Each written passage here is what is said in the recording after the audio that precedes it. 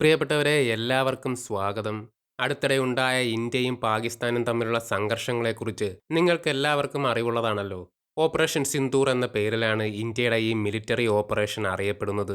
Operation സിന്ദൂറുമായി ബന്ധപ്പെട്ട് പാകിസ്ഥാന്റെ ഏറ്റവും വലിയ വിജയം അവരുടെ പെരും നുണകൾ ഇന്റർനാഷണൽ മീഡിയ ഉൾപ്പെടെയുള്ളവർ ഏറ്റെടുത്തു എന്നതാണ്.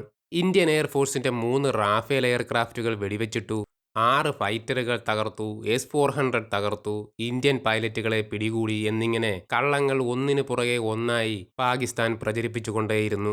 എഡിറ്റ് ചെയ്ത സാറ്റലൈറ്റ് ഇമേജുകളും AI ഉപയോഗിച്ച് നിർമ്മിച്ച ഫേക്ക് ഇമേജുകളും വീഡിയോകളും പഴയ വീഡിയോ, ഇമേജ് എന്നിവ ഇപ്പോൾ നടന്ന സംഭവങ്ങളാണെന്ന രീതിയിലുള്ള പ്രചരണം എന്നിവയിലൂടെയായിരുന്നു പാകിസ്ഥാൻ ഇന്ത്യക്കെതിരെ കള്ളങ്ങൾ പ്രചരിപ്പിച്ചത്. എന്നാൽ ഇന്ത്യയുടെ ഡിഫൻസ് കമ്മ്യൂണിറ്റി തെളിവുകൾ സഹിതം പാകിസ്ഥാൻ പറഞ്ഞവ തെറ്റാണെന്ന് പ്രൂവ് ചെയ്തു. പാകിസ്ഥാന് എന്തുമാത്രം നഷ്ടമുണ്ടായി എന്ന വിവരം പോലും ഡിഫൻസ് കമ്മ്യൂണിറ്റി ഏറെക്കുറെ കൃത്യമായി തന്നെ മനസ്സിലാക്കി. എങ്കിലും ഇന്ത്യൻ ഗവൺമെന്റിന്റെ ഭാഗത്തുനിന്നോ ഇന്ത്യൻ എയർഫോഴ്സിന്റെ ഭാഗത്തുനിന്നോ യാതൊരുവിധ പ്രതികരണങ്ങളും ഇതുവരെയും ഉണ്ടായിരുന്നില്ല. എന്നാൽ ഇപ്പോൾ ആ ഒരു പരാതിയും മാറിയിരിക്കുകയാണ്.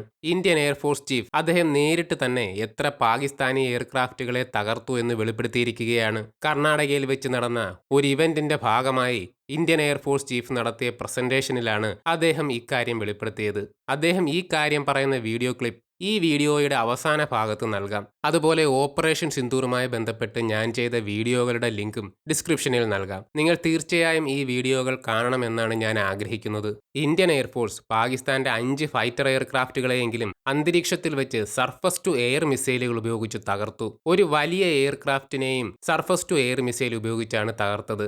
5 ഫൈറ്റർ എയർക്രാഫ്റ്റുകൾ ഏതൊക്കെയാണ് എന്ന് കൃത്യമായി എയർഫോഴ്സ് ചീഫ് പറഞ്ഞിരുന്നില്ല. എങ്കിലും ലഭ്യമായ ഹിന്റുകൾ അനുസരിച്ച് ഇത് 2 JF-17, 2 F-16, ഒരു മിറാജ് 5 ഫൈറ്റർ എയർക്രാഫ്റ്റുകൾ ആകുവാനാണ് സാധ്യത. റഡാർ ഡേറ്റയുടെ അടിസ്ഥാനത്തിലാണ് ഫൈറ്റർ എയർക്രാഫ്റ്റുകൾ തകർക്കപ്പെട്ടു എന്ന വിവരം ഇന്ത്യൻ എയർഫോഴ്സ് സ്ഥിരീകരിച്ചിരിക്കുന്നത്. വലിയ എയർക്രാഫ്റ്റ് പാകിസ്ഥാൻ എയർഫോഴ്സിന്റെ സാബ് ഇറായ് അവാക്സ് അല്ലെങ്കിൽ അവരുടെ ഇലക്ട്രോണിക് ഇന്റലിജൻസ് എയർക്രാഫ്റ്റ് ആയിരിക്കുവാനാണ് സാധ്യത. ഇതിൽ ഏത് എയർക്രാഫ്റ്റ് ആണെങ്കിലും അത് പാകിസ്ഥാൻ എയർഫോഴ്സിനെ സംബന്ധിച്ച് വലിയൊരു നഷ്ടം തന്നെയാണ്. ഇതിൽ പാകിസ്ഥാൻ എയർഫോഴ്സിന്റെ വലിയ എയർക്രാഫ്റ്റിനെ ഇന്ത്യയുടെ S-400 300 കിലോമീറ്റർ അകലെ വെച്ചാണ് തകർത്തത്. ഒരുപക്ഷെ ലോകത്തിലെ തന്നെ ഏറ്റവും കൂടുതൽ ഡിസ്റ്റൻസിൽ വെച്ച് നടന്ന ഇന്റർസെപ്ഷൻ ആയിരിക്കും ഇത്. ഗ്രൗണ്ട് അറ്റാക്കുകളിലൂടെ ഇന്ത്യൻ എയർഫോഴ്സ് തകർത്തത് 3 ഹാങ്ങറുകളാണ്. ഈ 3 ഹാങ്ങറുകളിലും പാകിസ്ഥാൻ എയർഫോഴ്സിന്റെ വളരെ ഇമ്പോർട്ടന്റ് ആയിട്ടുള്ള പ്ലാറ്റ്ഫോമുകളാണ് ഉണ്ടായിരുന്നത്. സുക്കൂർ എയർബേസിൽ ചൈനീസ് നിർമ്മിതമായ വിങ്ലൂങ് UAVകൾ സൂക്ഷിച്ചിരുന്ന ഹാങ്ങറാണ് തകർക്കപ്പെട്ടത്. വലിയ നാശനഷ്ടമായിരിക്കും അവിടെ സംഭവിച്ചിട്ടുണ്ടാവുക. ബൊലാരി എയർബേസിൽ ഹാങ്ങറിലുണ്ടായിരുന്ന സാബ് ഇറായ് അവാക്സ് പൂർണ്ണമായും തകർക്കപ്പെട്ടിട്ടുണ്ടാകണം. ഇതിൽ ഒരുപക്ഷെ ഒന്നിൽ കൂടുതൽ അവാക്സുകൾ ഉണ്ടായിരുന്നിരിക്കണം. ഒരു അവാക്സ് തീർച്ചയായും അവിടെ തകർക്കപ്പെട്ടിട്ടുണ്ട്. ജേക്കബാബാദിൽ F-16 ഹാങ്ങറാണ് ഇന്ത്യൻ എയർഫോഴ്സ് ആക്രമിച്ചത്. അവിടെയും മെയിൻ്റനൻസിൽ ഉണ്ടായിരുന്ന F-16 fighter aircraft, AVAX aircraft എന്നിവ തകർക്കപ്പെട്ടിട്ടുണ്ടാകണം. ഇവിടെയും കാര്യമായ നാശനഷ്ടങ്ങൾ ഉണ്ടായിട്ടുണ്ട്. പക്ഷേ കൃത്യമായ വിവരങ്ങൾ ഇല്ലാത്തതിനാൽ ഹാങ്ങർ അറ്റാക്കുകളിൽ ഒരു അവാക്സ് തകർക്കപ്പെട്ടു എന്നത് മാത്രം കണക്കിലെടുത്താൽ മതി. ഗ്രൗണ്ട് അറ്റാക്കുകളിലൂടെ പാകിസ്ഥാന്റെ മറ്റ് പല സംവിധാനങ്ങളും തകർക്കപ്പെട്ടു. 2 കമാൻഡ് ആൻഡ് കൺട്രോൾ സെന്ററുകൾ മുറീദ് എയർബേസിലും ചക്ലാല എയർബേസിലും തകർക്കപ്പെട്ടു. സാറ്റലൈറ്റ് ഇമേജുകൾ വെച്ച് നോക്കുമ്പോൾ നൂർഖാൻ എയർബേസിലെ 2 മൊബൈൽ കമാൻഡ് ആൻഡ് കൺട്രോൾ സെന്ററുകൾ തകർക്കപ്പെട്ടിട്ടുണ്ടായിരിക്കണം. അവിടെ നിയോഗിക്കപ്പെട്ട തുർക്കിയുടെ ടെക്നീഷ്യൻസും ഇന്ത്യയുടെ ആക്രമണത്തിൽ കൊല്ലപ്പെട്ടു. അതുപോലെ തന്നെ 6 റഡാറുകളാണ് ഇന്ത്യ തകർത്തത്. ഇവയിൽ അമേരിക്കയിൽ നിന്നും ചൈനയിൽ നിന്നും ഇറക്കുമതി ചെയ്ത വളരെ അഡ്വാൻസ്ഡ് ആയിട്ടുള്ള റഡാറുകൾ ഉണ്ടായിരുന്നു. ചൈനയിൽ നിന്നും ഇറക്കുമതി ചെയ്ത ആന്റി സ്റ്റെൽത്ത് റഡാർ YLC-18 തകർക്കപ്പെട്ടവയിൽ ഉൾപ്പെടുന്നു. F-22 റാപ്റ്ററിനെ പോലും കണ്ടെത്തുവാൻ സാധിക്കുമെന്ന് ചൈന അവകാശപ്പെടുന്ന റഡാറാണ് YLC-18. ഇതുകൂടാതെ പാകിസ്ഥാൻ ചൈനയിൽ നിന്നും വാങ്ങിയ HQ-16 സർഫസ് ടു എയർ മിസൈലുകളും തകർക്കപ്പെട്ടിട്ടുണ്ട്. മൊത്തത്തിൽ വളരെ വലിയ നാശനഷ്ടങ്ങളാണ് പാകിസ്ഥാന് സംഭവിച്ചത്. നമ്മൾ കരുതുന്നതിലും വലിയ ഒരു മിലിറ്ററി ഓപ്പറേഷൻ ആയിരുന്നു ഓപ്പറേഷൻ സിന്ദൂർ. 1-2 ദിവസം കൂടി ഈ സംഘർഷം തുടർന്നിരുന്നുവെങ്കിൽ പാകിസ്ഥാന്റെ അവസ്ഥ പരമദയനീയമാകുമായിരുന്നു. അതുകൊണ്ട് തന്നെയാണ് പാകിസ്ഥാൻ അമേരിക്കയുടെ കാല് പിടിച്ച് വെടിനിർത്തൽ കരാർ നേടിയെടുത്തത്. ചുരുക്കി പറഞ്ഞാൽ എയർഫോഴ്സ് ചീഫിന്റെ വാക്കുകളിൽ നിന്നും ഏറ്റവും കുറഞ്ഞത് പാകിസ്ഥാന് 5 ഫൈറ്റർ എയർക്രാഫ്റ്റുകൾ, 2 അവാക്സ് അല്ലെങ്കിൽ ELINT aircraft, 2 command and control centre, 6 radar, 2 HQ-16 air defence system, അനവധി UAVകൾ, 13 എയർബേസുകൾക്കുണ്ടായ നാശനഷ്ടങ്ങൾ, വളരെയധികം തീവ്രവാദ കേന്ദ്രങ്ങൾ എന്നിവ നഷ്ടപ്പെട്ടു. ഇന്ത്യൻ നേവി കറാച്ചി ആക്രമിക്കുവാൻ തുടങ്ങുന്നതിന് തൊട്ടു മുൻപ് വെടിനിർത്തൽ കരാർ ഉണ്ടായി. അല്ലെങ്കിൽ പാകിസ്ഥാന്റെ അവസ്ഥ കൂടുതൽ മോശമായേനെ. ഇന്ത്യയുടെ നാശനഷ്ടങ്ങളെക്കുറിച്ച് പറഞ്ഞാൽ ഇന്ത്യക്ക് ഒരു റാഫേൽ എയർക്രാഫ്റ്റ് മാത്രമാണ് നഷ്ടപ്പെട്ടത്. പാകിസ്ഥാന്റെ അവകാശവാദങ്ങളെ കൂടി കണക്കിലെടുത്താൽ പരമാവധി 3 എയർക്രാഫ്റ്റുകൾ നഷ്ടപ്പെട്ടിട്ടുണ്ടായിരിക്കാം. അതിനപ്പുറത്തേക്ക് ഒന്നും തന്നെ നഷ്ടപ്പെടുവാൻ സാധ്യതയില്ല.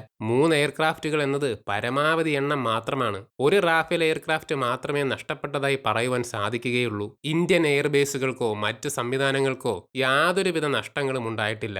ഇതിനർത്ഥം പാകിസ്ഥാൻ ഒന്നും ചെയ്തില്ല എന്നല്ല. പാകിസ്ഥാൻ പരമാവധി ശ്രമിച്ചിട്ടും ഇവയെ ഒന്നും തൊടുവാൻ പോലും സാധിച്ചില്ല എന്നതാണ് സത്യം. ഇന്ത്യൻ എയർ ഡിഫൻസ് സിസ്റ്റം അങ്ങേയറ്റം എഫക്റ്റീവായി പ്രവർത്തിച്ചു. പാകിസ്ഥാൻ ഒരു ചെറിയ ശക്തിയല്ല എന്ന കാര്യം പ്രത്യേകം ഓർക്കണം. ചൈനയുടെയും തുർക്കിയുടെയും സമ്പൂർണ്ണ പിന്തുണയും പാകിസ്ഥാൻ ഉണ്ടായിരുന്നു. ഒരു മിനി ചൈനീസ് മിലിറ്ററിയാണ് പാകിസ്ഥാൻ ഇപ്പോൾ. ചൈനയുടെ അതേ ടാക്ടിക്സ് തന്നെയാണ് പാകിസ്ഥാനും ഉപയോഗിക്കുന്നത്. ഇന്ത്യയുടെ കരുത്ത് ലോകം അറിഞ്ഞു എന്നത് തന്നെയാണ് സത്യം. ജനങ്ങൾ തെറ്റിദ്ധരിക്കപ്പെട്ടാലും ലോകരാജ്യങ്ങളുടെ മിലിറ്ററി ഉദ്യോഗസ്ഥർക്കും മിലിറ്ററി പ്ലാനേഴ്സിനും കാര്യങ്ങൾ കൃത്യമായി ബോധ്യപ്പെട്ടിട്ടുണ്ട്. ഇന്റർനാഷണൽ മീഡിയ എന്ന് അവകാശപ്പെടുന്ന മാധ്യമങ്ങളിലൂടെ കള്ളങ്ങൾ പ്രചരിപ്പിച്ച് കുറെ അധികം പേരെ തെറ്റിദ്ധരിപ്പിക്കുവാൻ സാധിച്ചു എന്നതിനപ്പുറം പാകിസ്ഥാൻ സമ്പൂർണ്ണമായി പരാജയപ്പെട്ടു. പാകിസ്ഥാന്റെ ഫേക്ക് സോഷ്യൽ മീഡിയ അക്കൗണ്ടുകളിൽ വരുന്ന കാര്യങ്ങൾ പോലും വാർത്തയാക്കുന്ന ഇന്റർനാഷണൽ മീഡിയകൾ ഇന്ത്യൻ എയർഫോഴ്സ് ചീഫിന്റെ വാക്കുകൾ ഒരിടത്തും റിപ്പോർട്ട് ചെയ്തിട്ടില്ല എന്നത് പ്രത്യേകം ഓർക്കണം. ഇനി നമുക്ക് എയർഫോഴ്സ് ചീഫിന്റെ വാക്കുകൾ ഒന്ന് ശ്രദ്ധിക്കാം. We were able to get there at least 2 command and control centers in like Murid and Chaklala that I have shown you one of the pictures. At least 6 radars, some of them big, some of them small. 2 SAGW system that is in Lahore and Okara. Then of course runway at Sargoda and Rahimia Khan. 3 hangars that we attacked. One was of course Sukur, the UAV hangar, the Bholari hangar of AEWNC, and Jacobabad, the F-16 hangar. And we have indication of at least 1 AEWNC in that AEWC hangar and a few F-16s which were under maintenance there. Apart from these, the SAGW systems, mostly from, I'm talking about fighter aircraft are from S-400.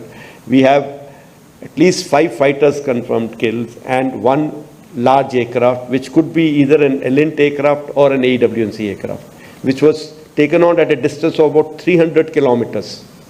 This is the actually largest ever recorded surface to air kill that we can talk about. And പ്രിയപ്പെട്ടവരെ, ഇത്രയും വിവരങ്ങൾ വ്യക്തമായിട്ടുണ്ടാകുമെന്ന് കരുതുന്നു. എല്ലാവരും like ചെയ്യുക, share ചെയ്യുക, subscribe ചെയ്യുക. ജയ് ഹിന്ദ്.